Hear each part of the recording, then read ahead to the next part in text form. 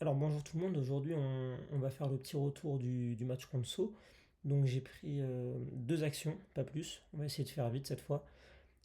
Et vous allez voir que les deux actions démarrent d'à peu près notre surface. On va voir comment on aurait pu améliorer ça pour avoir des occasions plus dangereuses. Donc tout de suite la première action et directement donc on récupère le ballon, Fabio a le ballon.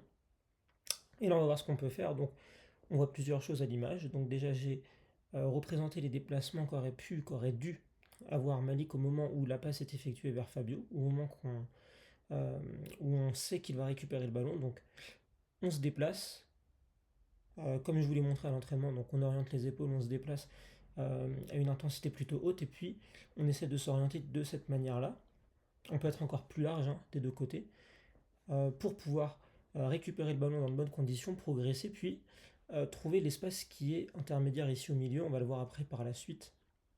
Ce qui s'y trouve dans cet espace, là il s'y trouve Walid qui peut recevoir le ballon.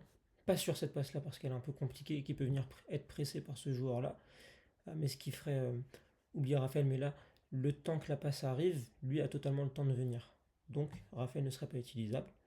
Donc voilà, première chose, attention à ses déplacements, être disponible et puis surtout être bien orienté.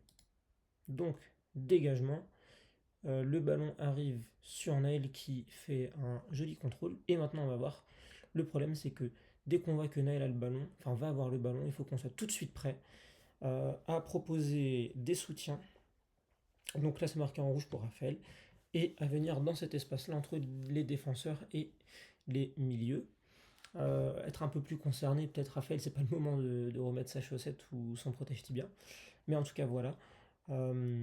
Avoir ces solutions-là en soutien, en appui. Tout de suite, hop, un appel vers l'avant pour pouvoir être trouvé et faire progresser les jeux, plus un appel derrière, parce que si ça vient fort, bon là ça vient pas fort du tout, ni là, ni là, ni là, ni là, pouvoir tout de suite redonner le ballon. Donc on continue, il arrive à s'en sortir, puis il va trouver, hop, un petit peu rapide. Enfin, il va essayer de trouver cette passe-là qui est bonne mais assez compliquée. On voit que ce joueur-là, en fait, peut vite venir défendre sur la trajectoire du ballon. Mais l'appel ici est bon, c'est l'appel qu'il faut faire. Et pareil, on voit que l'espace dont je parlais entre les milieux et les défenseurs n'est pas du tout pris. Un espace très important parce que c'est là, hein, quand on dit jouer entre lignes, c'est exactement là. Jouer entre les intervalles, donc là il y en a plein. Il y en a deux qui sont utilisés, enfin deux, il y en a un seul en réalité. Enfin un seul qui est dans le sens du jeu avec le joueur qui a le ballon, mais voilà. Utiliser cet espace-là, si on a un joueur ici, lui peut trouver Raphaël et on gagne un temps, parce que la passe sur ce temps-là est beaucoup trop compliquée, car on est un peu en retard. Donc voilà pour la première action, on va passer à la deuxième. Alors attendez, je crois que d'abord, ouais, on va voir comment l'action se finit. Donc il récupère, bon on n'a pas vu, il récupère, puis il fait la passe à son goal qui repart de derrière. Voilà pour la première action. Deuxième action, donc on part d'un 6 mètres tapé par Mason. Et on va voir, donc c'est l'un des seuls 6 mètres qu'on a joué court sur ce match-là. Et puis on va voir une perte de balle assez bête. Donc là, juste avant ça, représentation des espaces qui se trouvent sur le terrain. Si vous voyez bien, ils ont mis 1, 2, 3, 4 joueurs okay, au pressing. Donc c'est limite du 1 pour 1, donc marquage individuel. Parce que nous, on a 1, 2, 3, 4 joueurs, plus notre gardien qui, ici, n'est pas... enfin, ne va pas jouer le ballon. On a un défenseur dans notre surface risqué parce que s'il reçoit le ballon, ils peuvent venir à 2, voire même à 3 pour le presser rapidement. Donc risqué. Mais on voit que par contre ça ouvre énormément d'espace là et encore plus d'espace ici. Donc c'est ces deux espaces qu'il faut aller chercher. Comment? Il y a plusieurs manières. Donc déjà il faut, euh, dans ces cas-là, quand ils font du 1 pour 1, ça sert à rien d'avoir beaucoup de joueurs ici. Okay, on va essayer d'avoir des joueurs qui sont justement plus entre les attaquants et les milieux pour créer la supériorité.